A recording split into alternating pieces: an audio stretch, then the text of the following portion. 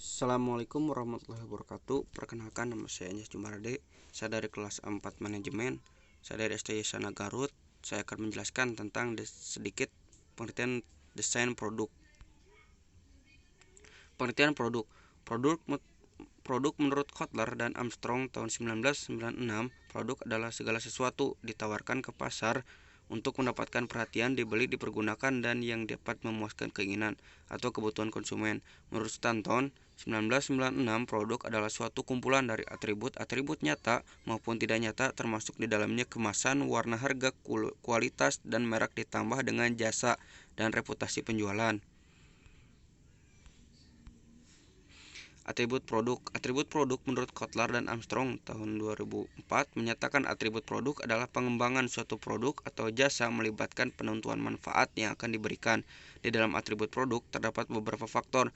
Pertama, merek. Menurut Kotler, merek adalah nama, istilah, simbol, atau lambang dengan warna yang gerak atau kombinasi atribut-atribut produk lainnya yang diharapkan dapat memberikan identifikasi dan diferensiasi terhadap produk pesaing. Yang selanjutnya, kemasan. Menurut Kotler, kemasan merupakan proses yang berkaitan dengan perancangan dan pembuatan wadah atau pembungkus suatu produk. Yang selanjutnya, pemberian label-label. Menurut Kotler, label adalah pentempelan sederhana pada produk atau gambar yang dirancang dengan rumit yang merupakan kesatuan, dan kemasan. Label memiliki beberapa fungsi, yaitu mengidentifikasi produk atau merek, menentukan kelas produk, menjelaskan produk, dan promosi produk. Selanjutnya, siklus hidup produk. Perancangan yang baik akan menghasilkan produk yang unggul sesuai dengan keinginan atau kebutuhan customer. Karena adanya perancangan yang baik membutuhkan input dari berbagai sisi dengan melibatkan berbagai disiplin ilmu. Perancangan produk harus memikirkan produk pada 3 tingkatan, yaitu tingkatan paling dasar, tingkatan paling produk aktual, tingkatan produk tambahan. Selanjutnya, klasifikasi produk. Produk terbagi menjadi 2. Produk konsumen adalah apa yang dibeli oleh konsumen akhir untuk dikonsumsi pribadi. Produk sehari-hari konsumen atau produk dan jasa yang pemeliharaannya hanya sedikit membanding-bandingkan. Selanjutnya, produk shopping adalah produk konsumen yang lebih jarang dibeli sehingga pelanggan membandingkan dengan cermat kesesuaian mutu, harga, dan gayanya. Selanjutnya, strategi pengenalan produk baru. Terdapat 3 cara mendasar untuk meninjau proses pengenalan produk baru. Pertama, menarik pasar atau market pull, mendorong teknologi, dan antar fungsional. Langkah-langkah dalam mengembangkan produk baru. Ada 4 tahapan: pengembangan ide, desain produk cross fungsional, dan menentukan karakteristik. Tahapan-tahapan menentukan karakteristik dibagi menjadi beberapa. Yang pertama, menggunakan matriks House of Quality. Yang selanjutnya, House of Quality besaran diletakkan di roof. Yang selanjutnya, Metropoligal Cart berisi elemen-elemen komponen atau sub-sub solusi yang lengkap yang dapat dikombinasikan. Yang selanjutnya, evaluasi alternatif merupakan suatu proses penentuan alternatif terbaik dari berbagai macam alternatif yang muncul sehingga diperoleh suatu rancangan yang baik dan dapat memenuhi keinginan konsumen. Yang terakhir, komunikasi merupakan tahapan akhir dalam proses perencanaan prosedur. Desain merek.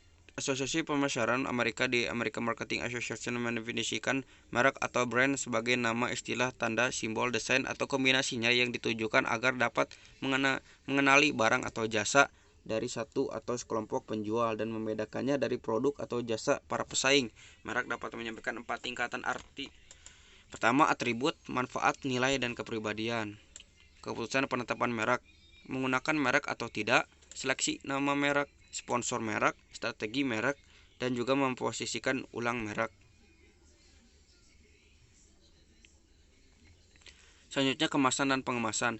Mengemas termasuk aktivitas merancang dan membuat wadah atau pembungkus untuk suatu produk. Terdapat 3 alasan kenapa pemasaran diperlukan, yaitu suatu kemasan memenuhi sasaran, 2. Kemasan bisa melaksanakan program pemasaran perusahaan, 3.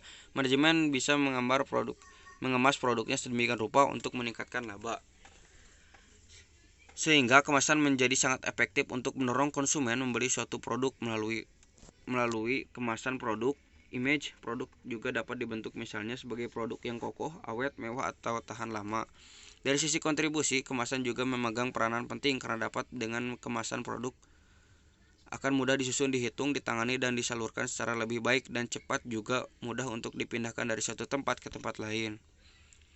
Dan yang terakhir adalah pelayanan. Perusahaan apapun harus menyusun dan mengembangkan jasa pelayanan. Jasa pelayanan ini juga harus efektif dan memenangkan persaingan. Kunci keberhasilan dalam persaingan sering diletakkan pada penambahan pelayanan yang menambah nilai dan meningkatkan kualitas pembaca. Pelayanan utama adalah kemudahan pemasangan pengiriman, pemasangan pelatihan pelanggan keluhan, dan penyesuaian masalah kredit, pemeliharaan, bantuan teknis, dan informasi bagi konsumen. Hal ini juga didukung oleh survei dari US New and World Report bahwa pelanggan pindah dari suatu perusahaan ke perusahaan lain mencapai 69% disebabkan karena tidak dilayani karyawan dengan baik. Mungkin hanya itu yang dapat saya sampaikan. Mohon maaf bila ada salah kata. Sekian dan terima kasih. Assalamualaikum warahmatullahi wabarakatuh.